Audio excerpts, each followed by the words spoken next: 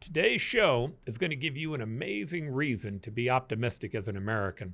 Our guest today, Jany Deng, is one of the original Lost Boys of Sudan. He tells a harrowing story that you'll hear here today as part of our program.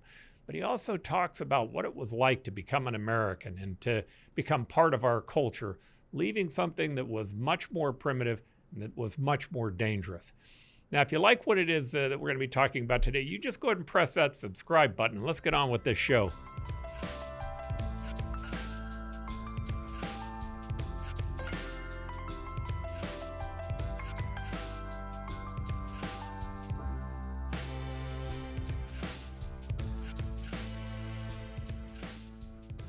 Jany, I'd like to welcome you to the Optimistic American.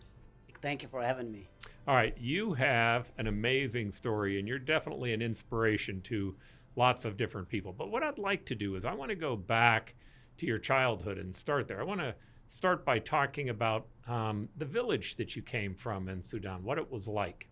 Yeah, thank you for that. People always ask me, I always said that my childhood was stolen, before I become, because I was in such a young age when all of these civil war broke out. So as I remember, 5 or 6 year old, so I remember we were just normal, we never starved. We go after cattle. We were the cowboys before I find out when I came to America. There's the cowboys here. We Americans, we think we're the original at everything. No, yeah, they've been cowboys in Africa for thousands of years. Yes, exactly. Yeah. So because our society is set up by animal, which is cows and goats and sheep and you name it. We were rangers, so very much the cowboys. So as a young boy, as a 5-year-old, my job is to go herd the cattle. That was it.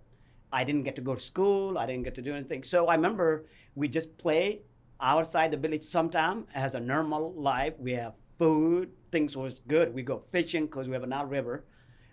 So it was a normal it could get. I don't realize there was another world outside of my village. That's how I remember.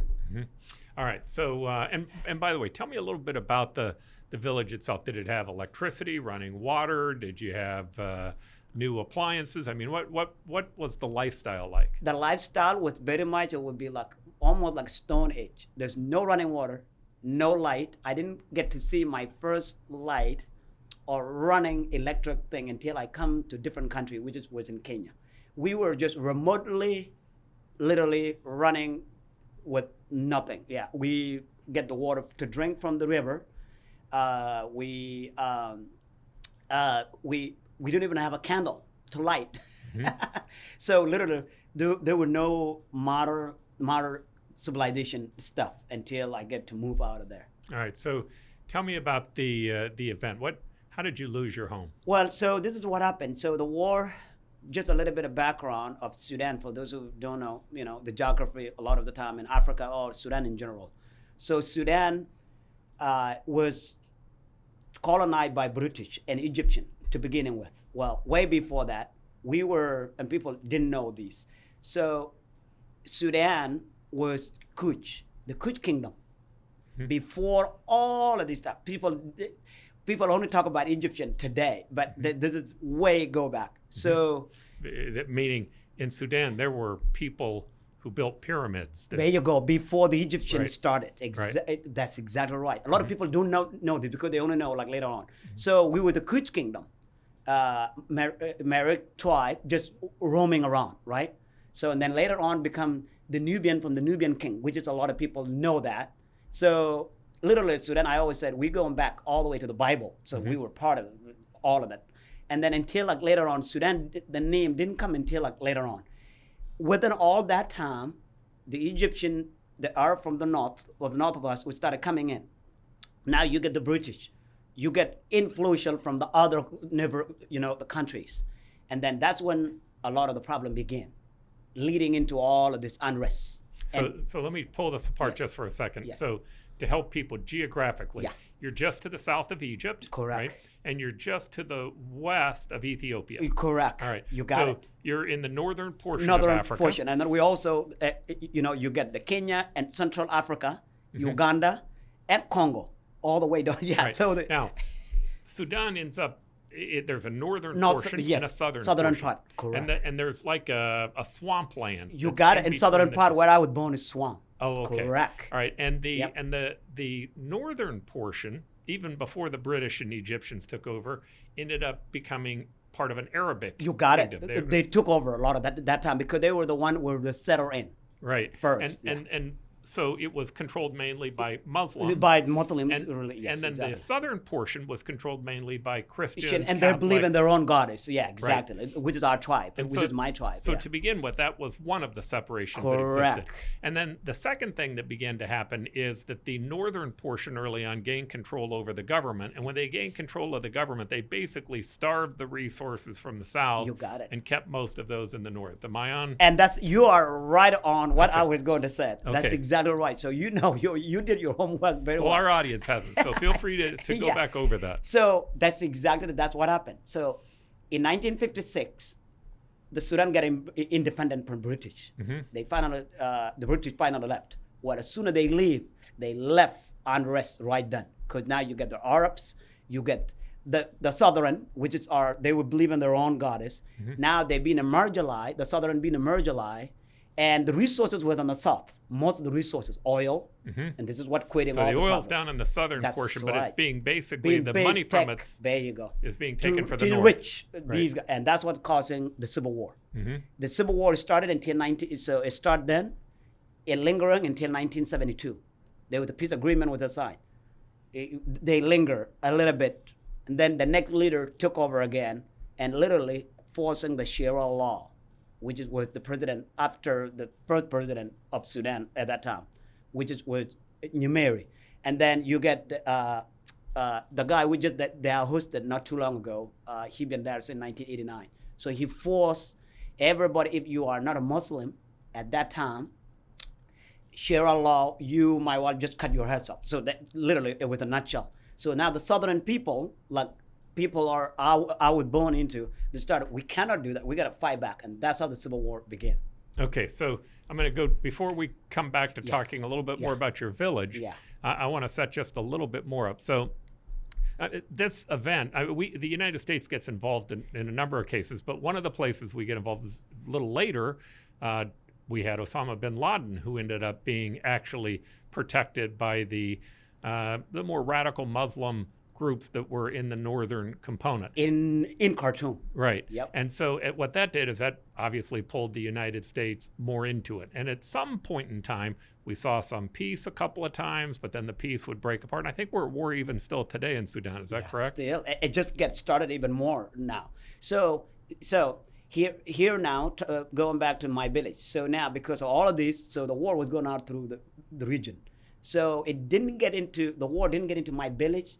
I didn't know what was going on in other part of the country because, I was just in my village until 1986. And that's when the soldier and the rebel, at that time they were calling the people who were standing up rebel, the government was calling them that. That's when the fighting started in my village. It finally touched my village, and that's when we finally running basically in my life. Mm-hmm.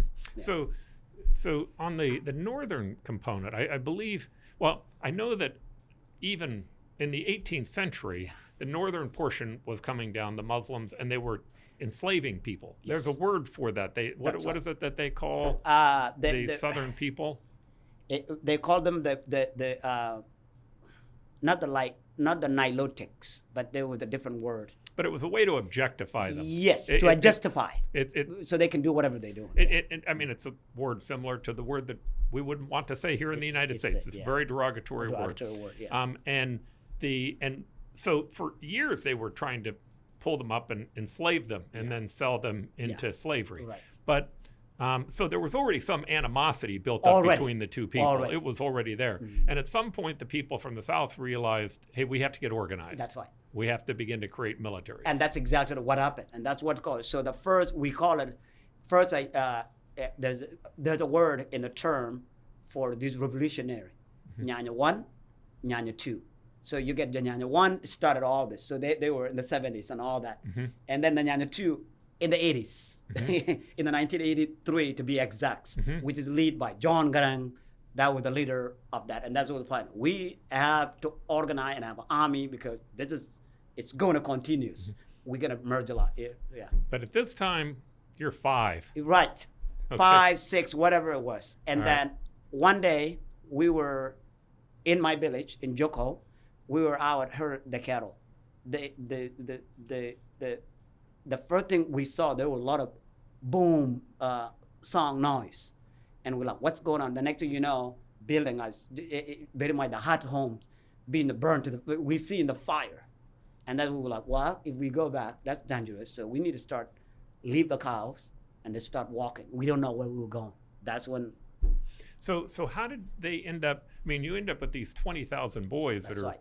marching across into Throughout Ethiopia. Across Sudan.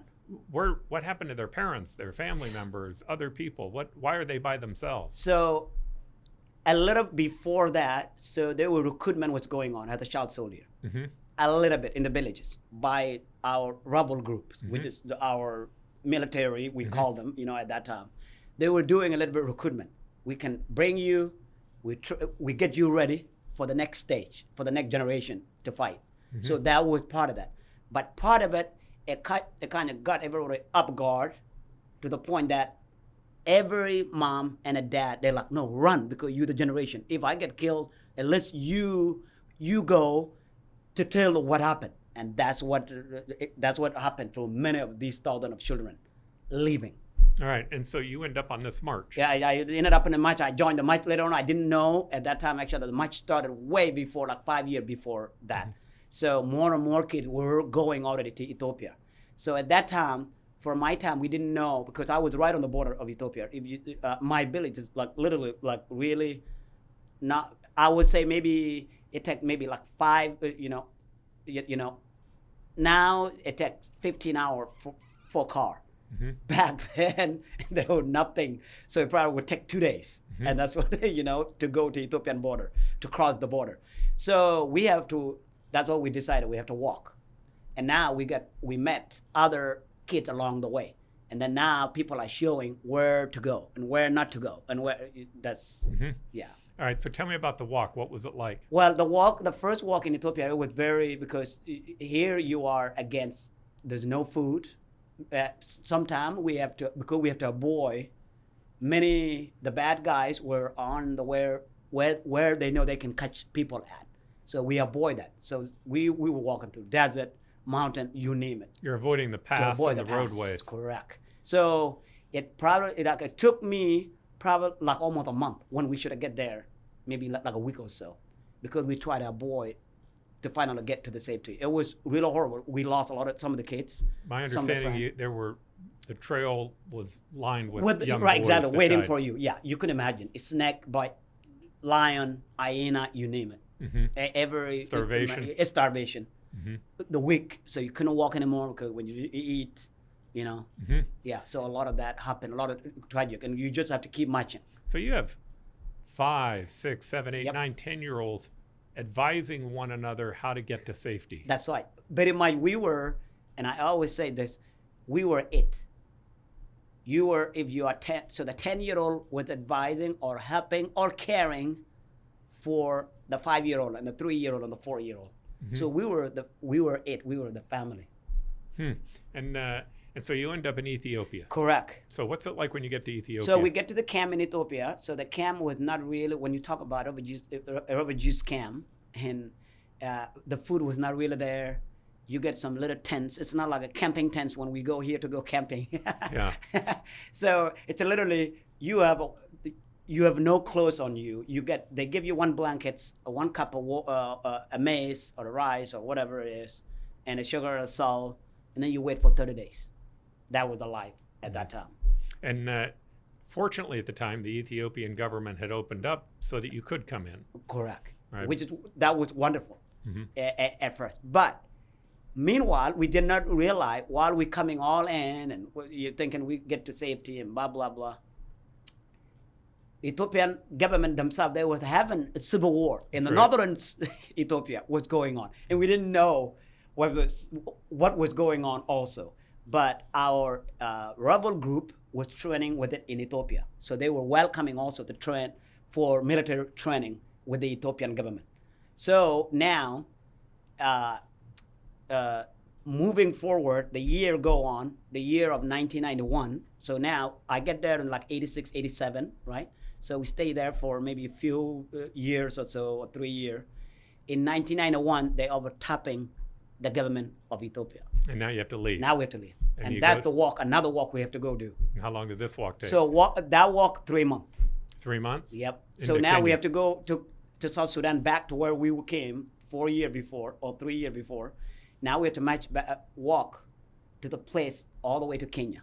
And now that's another a long walk. It's just that itself, and but it's challenging. So when did you start to know you were going to have to leave Ethiopia? So it was, so they kind of warning, and literally we don't have to leave, but the Roman, you know, sometimes the human will get Roman. It's not, you know, it's not what they say it is. Mm-hmm.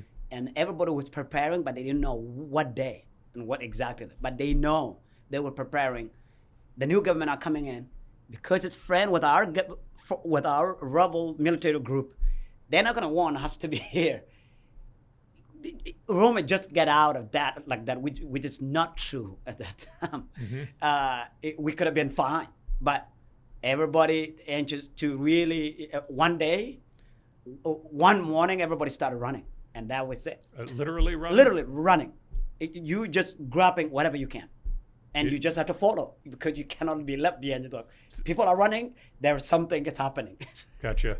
Yeah, so you know there's danger on the other side, Yes. and you know your friends are going that way. That's You enough gotta to know follow to them. run. Yeah, exactly. All right, so you go through this 3-month journey. Tell me about that journey. Yeah, so the journey we have to cross the river that was really with a lot of crocodile, a lot of kids was eating, and some of the Kids were eating? that's right, couldn't swim either. More than any, maybe alligator and crocodile on these rivers, it was more than some of the kids do not know. Half of the kids was wiped out because they did not know how to swim, because some of these kids or boys at that time was not from the villages that were near the water, so they didn't know how to swim. Myself, I was nearby the water, I was nearby the river, but the river going through Ethiopia, through South Sudan. It's a little stream, they will call it, not the big river. But so we spent a lot of our, in my young life, learning how to survive, getting fish. So a lot of people was wiped out, a lot of the kids, because of not know how to swimming. Did you lose any friends in Yes. Oh yeah. Mm-hmm. I lost a lot of them. Mm-hmm. That who were in the camp. We were together, and unfortunately, you cannot do anything. You gotta run for your life. It's sad. So at this point, there's no plan. There's just surviving. Survival of fittest. When you talk about human surviving, Mm-hmm. that was it. You have to go on your own to survive, and other person you go, okay, so just keep marching, whatever we have to do. Mm-hmm. And walking through desert for 3 months, no food, sometimes no water. When we run into river, we drink a little bit, and sometimes also the Khartoum government. And yes, that a lot of diseases Cholera. on the way, you name it, because you're drinking these are territory water. And also there were a lot of helicopter. The government was chasing, because now they know we are moving out of Ethiopia. then I want you. They don't, so they were bombing, chasing, also bombing. Wait a minute. Who's bombing who? The northern Sudan government. Is bombing the kids? Bombing out the kids, yeah. Because Yeah. they know we were in the military, we were all part of the military camps, and now they want to do the job to make sure we're not going to come back to go fight them. And that was the chase. So there was a lot of chases what's going on. All right, so you go to Kenya. So I get in Kenya in 1992. In Unterritorial Familiar, we finally get there. And this region is all the way to northern Kenya. Is the place, territory is so desert, there's nothing there. There's one tribe there, the Kenyan tribe, it's called Turkana. They really aren't welcoming. Mm-hmm. So now you get the UN, the US, the Red Cross, the other agencies try to convince them, we will help these people. They tell the Kenyan government, we will buy the land, lease the land, so let these people come in. It was terrible. We have standoff for a week. They don't want us to be in their region. We just, here you have stranger people coming into your home. Like, who are these people? What are we gonna, Mm-hmm. So you could, at that time, like, why they're not letting us in? But, at that time, later on we understand why. This is their home. Just like if somebody come to my home, I'm like, right? Mm-hmm. If everything is happening here Immigration is too, a right? complex Immigration is problem. complex. There you go. Yeah, very complex. Right?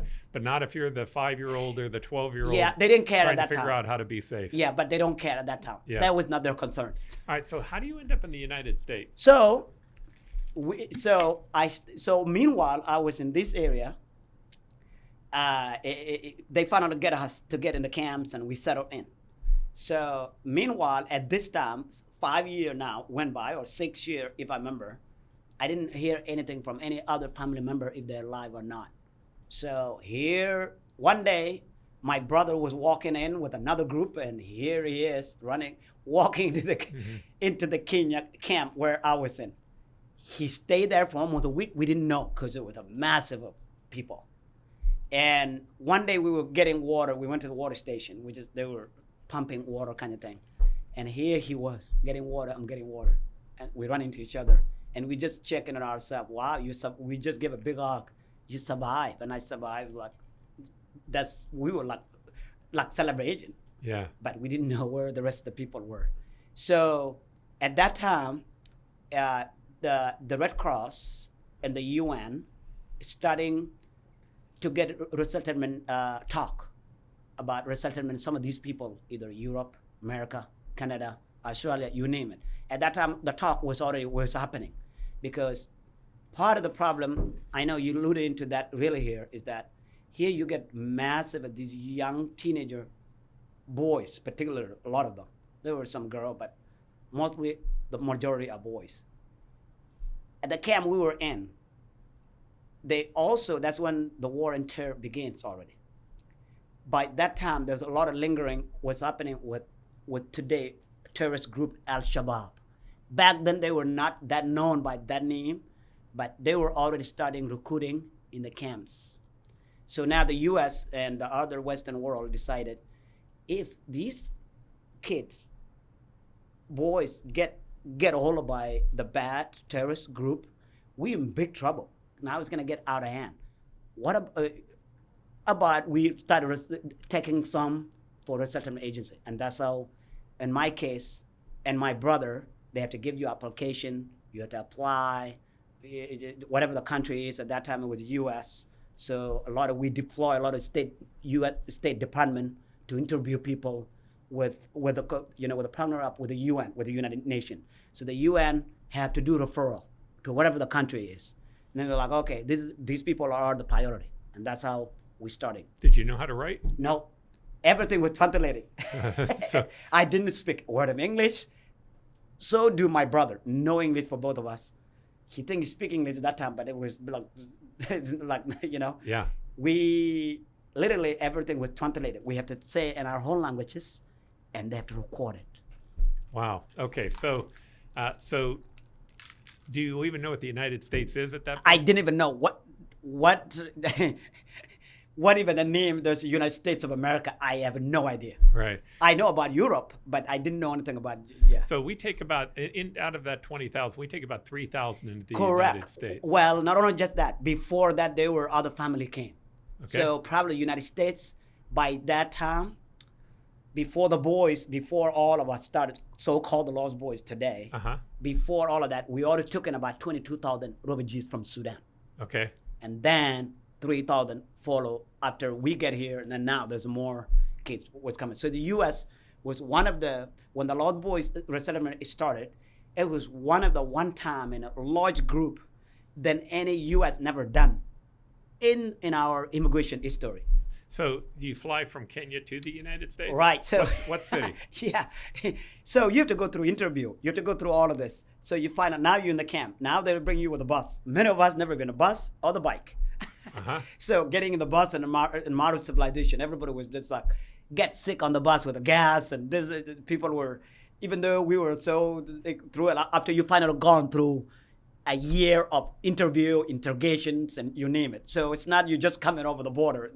You have to go through a lot to even get. And some people, to be honest with you, their file is missing. So until now, they didn't even have to make it. So I was one of the lucky ones, me and my brother and a few others. So we finally get to from the camp, it's about 12 hours. From camp to the Nairobi, which is the city in Kenya. So the Nairobi, Kenya.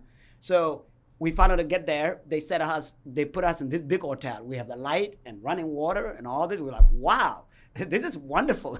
Because many of us seeing the phone for the first time, those phones you have to do back in the 90s, you have to dial a ring. Yeah. We're like, wow, this is so like many of us are young, we were just like in tune with those. That was our first technology. And then they have our flight ready. Oh boy, I remember there was a lot scary because now we are onto a territory that we unknown, we don't know at all. So they're like, you got a flight at this time. So they get us to the airport. So we flew from Kenya airport, from Nairobi airport. We have to go somewhere in Europe. I think in our case, if I remember this correctly, I think we went to Belgium first because it's about 10 hours there. Usually Kenya, Uganda, they use those route a lot. So we went there, and then after that, we ended up coming from Belgium to JFK, JFK to Phoenix. And so how old are you when you end up in Phoenix? Probably by this time I was like, technically that's another story. Many of us do not know our age. It's a made up age. Arian probably researched this. So technically, they put me. I was 16 by that time. Okay. And my brother was 18. All right. So you come to the United States. You come to Phoenix. Tell me about that. What was that like? I didn't know anything about Phoenix, Phoenix, Arizona. Yeah. Right. So they remember what they do. They post, where are you going? And they're like, oh, where are you going? You're like, I'm going to Phoenix. We call it Phoenix at that time. We didn't know the name for it. We're like, where is that at? We're like, we don't know geography, where it is. It's west, east in the United States. So we get to New York. They're like, yeah, you're going to Phoenix. And it's all the way the western. It's all the way in the western. You are right now in the airport in the East Coast. It's all the way the western. And it's hot. And it's desert. People were thinking, I'm like, well, that song like familiar with what I came from because we were in the hot and desert, Yeah. So we finally arrived here. I remember we arrived around 1 a.m. in the morning, and my caseworker was ready in hand, waiting for us because all the volunteers always wait. My caseworker, Dana, and then my foster mom, Mary, she's become like later on my mom that I had to go home with. And then we arrived. They all show up in the airport waiting for us with a big welcome sign. Welcome to Arizona, So in the United States. So it was very wonderful. At this time, we didn't speak a word of English with them. We just somebody, they were the translator they brought that would know our language, who already been here before. He was Sudanese also. He came here. So, and we're like, okay, well, good to meet you guys. So now we have to separate you because your brother have to go because he was quote unquote 18. He have to go with other boys to go live with them.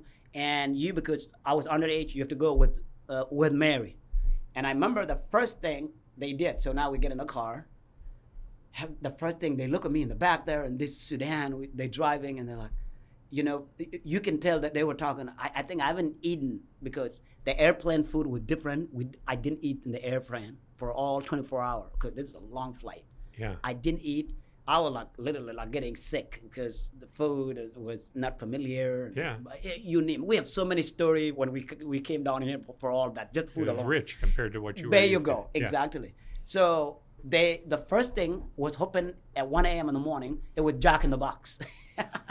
So they took me in the drive-through and they order.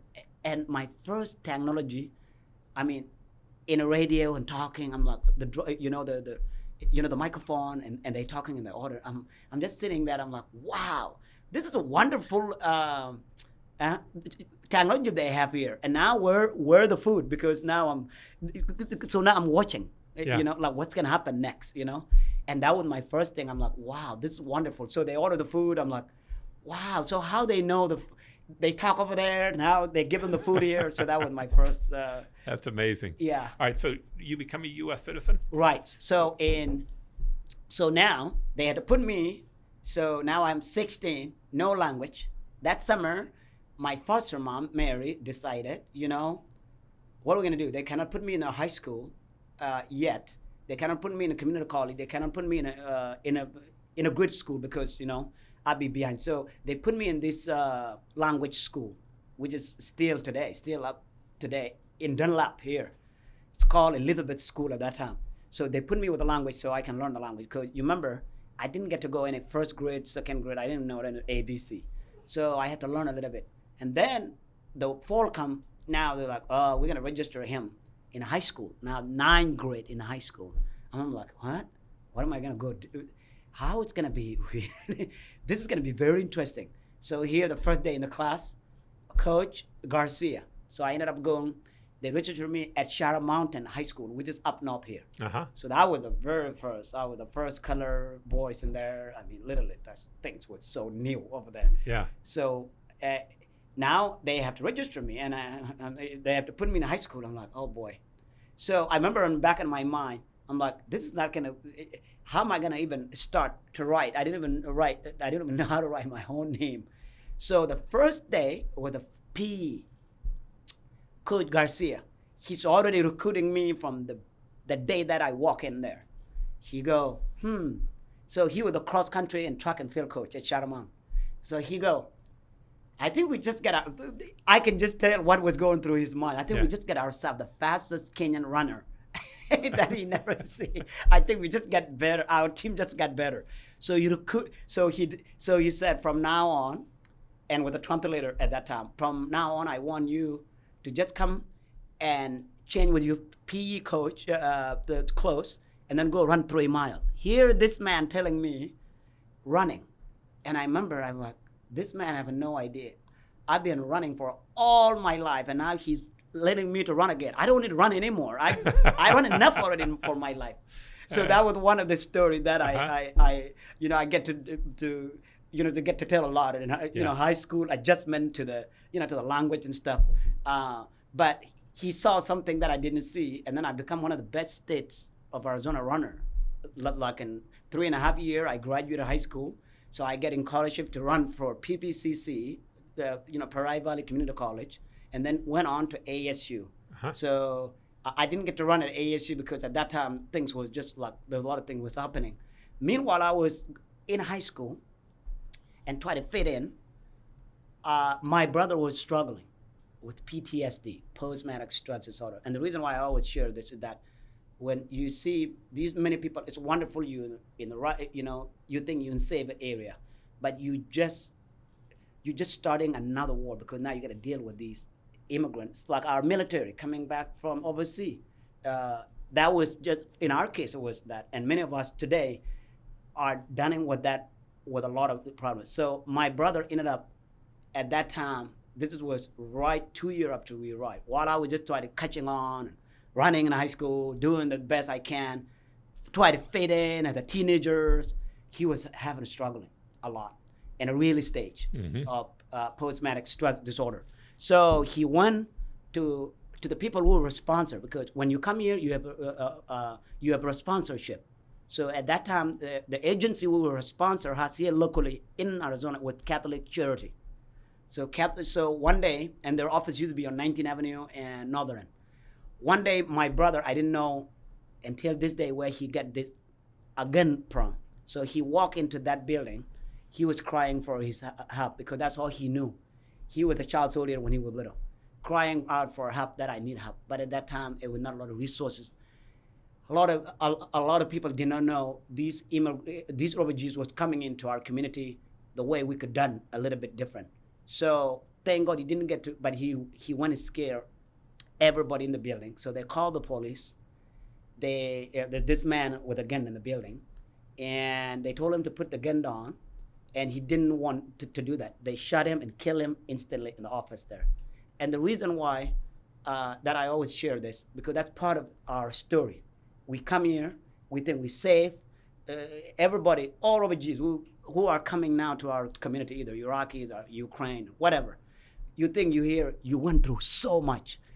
And the war just, again, it's begin, because now if you don't know how to done with that, or you don't have the resources for that, now you end up having struggling a lot. A lot of our number, I always say we have a wonderful successful rate, so-called the Lost Boys of Sudan. 85% of us ended up either have a high school diploma, a college degree, or higher today. But you have about 25 to 30% of that are are not doing very well because of PTSD. Mm-hmm. All right, so you formed this organization, the Lost Boys Center. Why? Why did you do that? That was the reason why. After my brother's death, me and other group, we don't want the same thing to happen. So we form it. First thing was education. Second thing, they have a safe haven to come in. So we form it after my brother's death, and that's what was my passion, and this is the reason why. So I have a place for them to fellowship. They can share their culture there. Now they're in now they're in the new world. Now they need support with those, and many of them, and this is why we found the Lost Boys Center. All right. So I'm interested in the perceptions that you began to form in looking back on that, and advice that you can give to people. First, do you have gratitude for being able to come to the United States?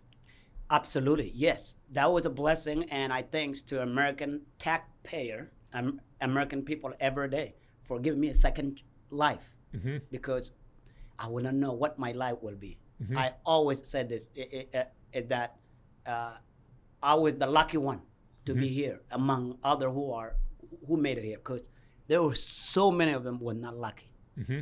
So I thank American community for that. So other kids that you were going to college with and that you were spending time in high school with, I can't imagine that you didn't confront people who sometimes had a sense of entitlement or sometimes didn't have gratitude for where they were. Did you find that sometimes they rubbed off on you, or were you always trying to rub off on them, It's funny. I do have some of those friends, actually, and I have to remind them where I came from. But at that time, I didn't know how to tell my story to them. But I told them I just came from the war, and then you're complaining about that your mom didn't make your sandwich the right way. So, or because some of them driving, they were 16, 17, and some are complaining, oh, my mom didn't give me the gas money to go. Like, dude, you can walk. I walked 1,000 miles. So yes, sometimes I remember I tried it, and I had to be, not too hard, because I always said we all have story. So some of the kids also, people have story, even though they were born with everything here. Mm-hmm. There's story. There's things happen in life, and I always try to keep that in mind.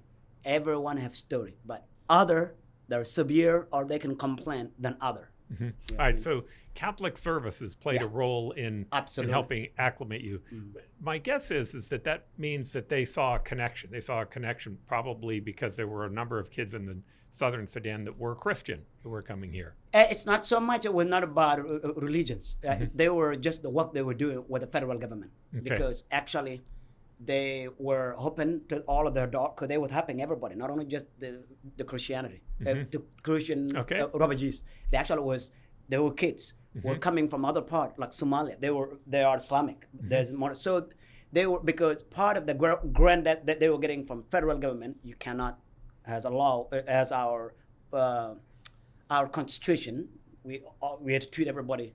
It doesn't matter what their background, religions, whatever. Mm-hmm. So at that time, they were.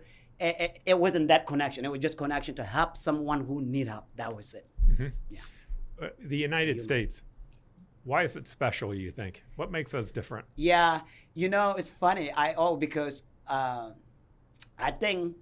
always think sometimes, as much as I like to say we all the same heaven to try to help other. A lot of time we always in the front line, but also we have to be careful on how we put our nose into what. Mm-hmm. You know what I mean? If Mm-hmm. it makes sense, right? Mm-hmm. So I think the American people are very special as a part of the human being, human right Mm-hmm. stuff go. Mm-hmm.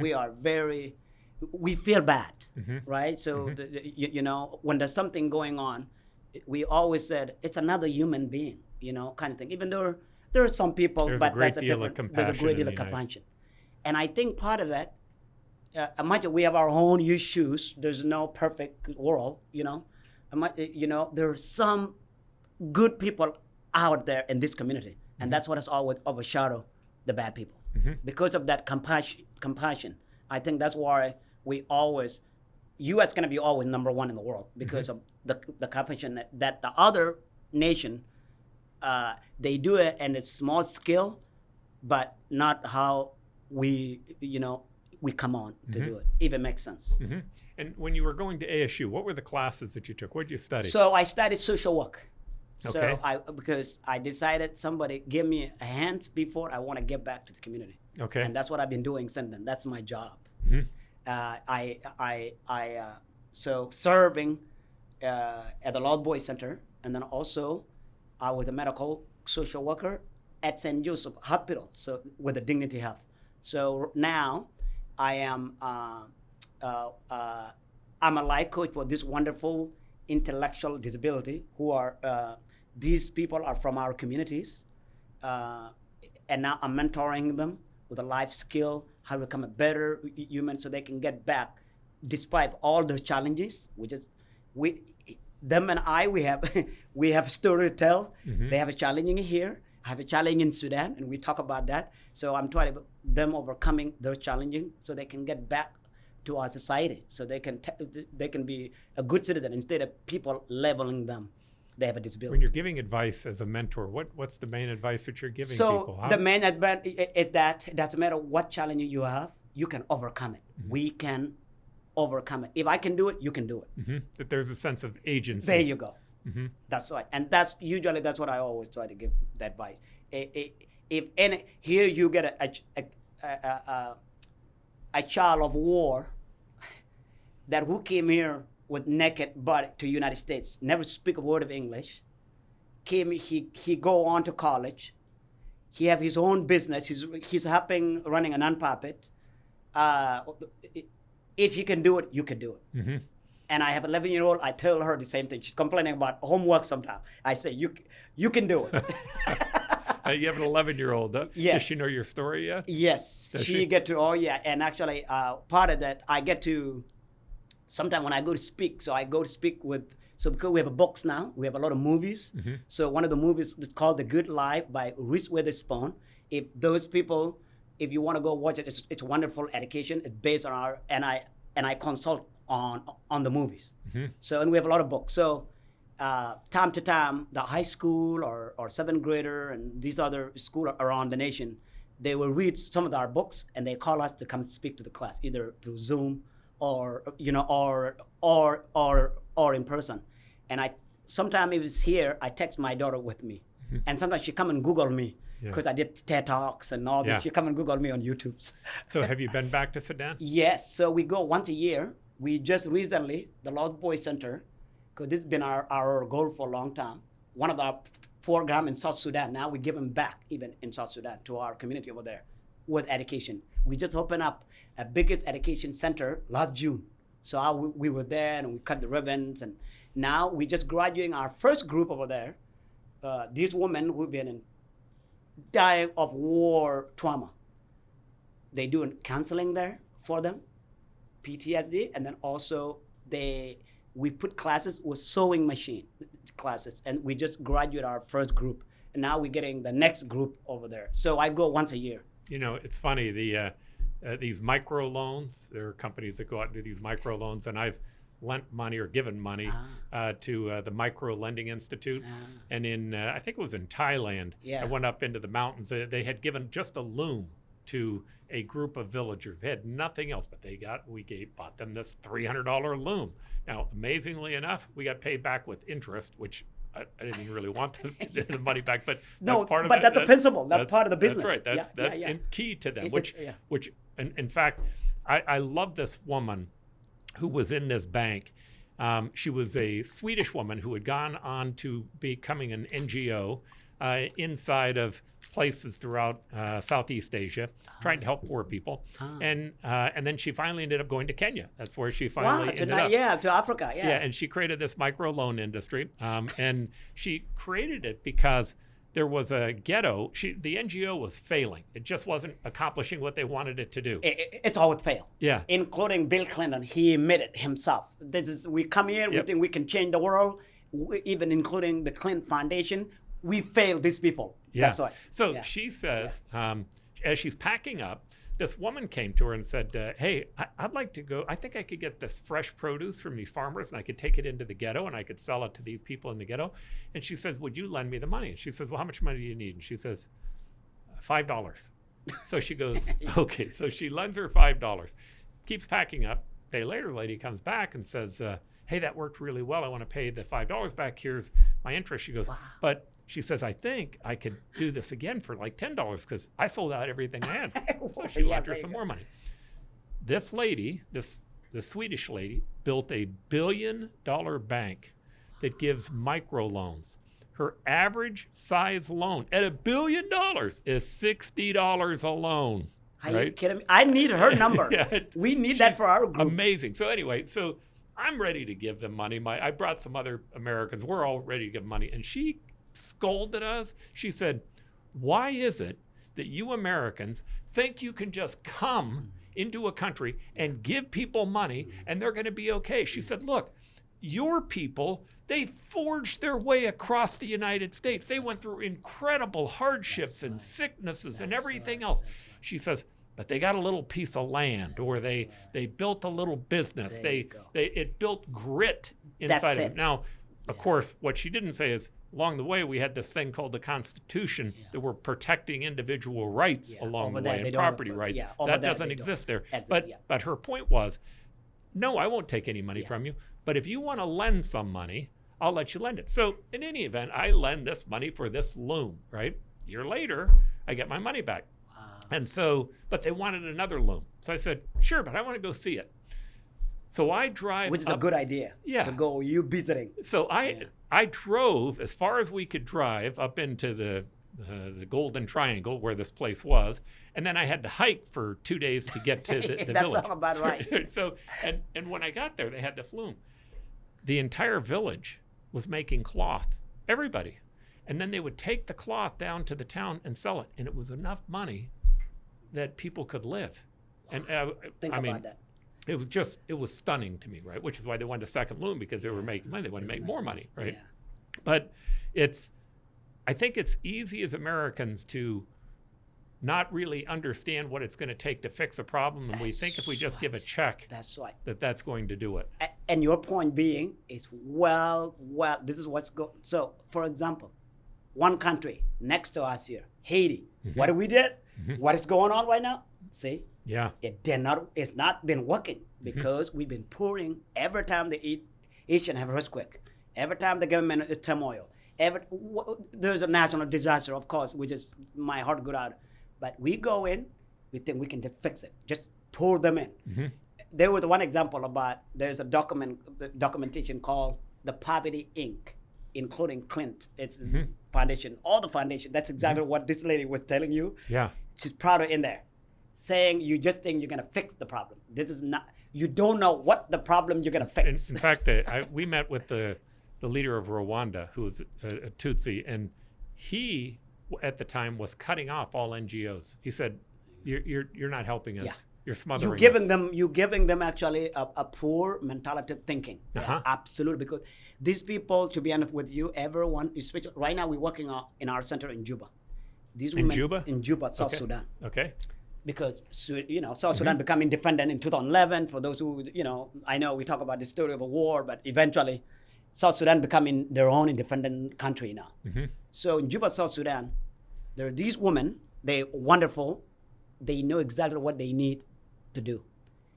And the one thing they told us, if you can provide us with sewing machine, that's all we need.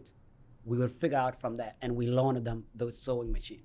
And now they're graduating. Some of them already graduate, earning money, sewing. They go sell them to their community. Now they sewing them. Now 2 of the lady already, they came back. They let their family run the business, and now they're coming to teach other class, new coming class. So, to your point, yes, we very compassionate. We just go, we want it. No, these people, this is not what they want. They want to work, bring something that can be. And why do you think that's so different? Why is it so much more beneficial to give them a sewing machine to work than it is to just give them cash. What's going on with that? Yes. So for many people in the world, when you grow up, in this case in South Sudan, maybe it's a different case from this lady that you're helping, So all they know for this time, all their life, is war, running away. They never really get opportunity. And many of them were born into the war. They never really opportunity to have their own lecture thing. They can so proud, wake up in the morning, I want to go do. Human being need something they look forward to, right? Mm-hmm. That's our dream. If you wake up in the next day, every day you're just sitting sad, you're not looking forward for anything, that's the trigger right there. And that's why it's always, because they're not just looking for hands. Mm-hmm. They want to show you, they want to show them, I could do that, but I just don't have enough opportunity to do it. I think it's true in the U.S. also. Bill Clinton, who I loved my time with Bill Clinton. He was always fun to listen to, but he loves to tell this story about the big hurricane, Katrina. Is that what it's called? Yeah. Anyway, Katrina.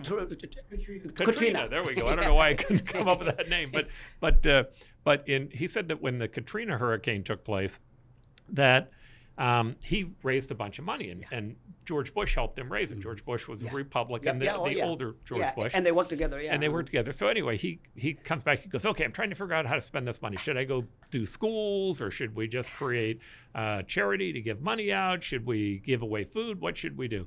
And he said that George Bush Sr. said, well, you raised the money and you're running it. He goes, I'll let you figure out how to do it. That's your job. And so Bill Clinton says to him, okay, but how would you do it? He goes, oh, well, if it were me, he said, most of those people lost their fishing boats. Go help them replace their fishing boats. That's it. Give them a loan to replace their fishing boats so they can start fishing again. They can pay it back, and in the meantime, they're going to employ other people. And Bill Clinton said, wow, genius idea. Right. And that's exactly it. Overwhelmingly, you have to engage the human spirit. And the human spirit isn't engaged by gifts. It's engaged by having a sense of mission, a sense of purpose, something that's bigger than us, something that's mine that I'm working towards. And it might be the principle of it, but that's go a long way. Mm-hmm. It's not about the principle of looking forward. Well, I gotta get, but no. The people, and I hear this over and over a lot when I go back, we just have nowhere to start. Mm-hmm. I just want something to start something with. Mm-hmm. That's all they're asking. Mm-hmm.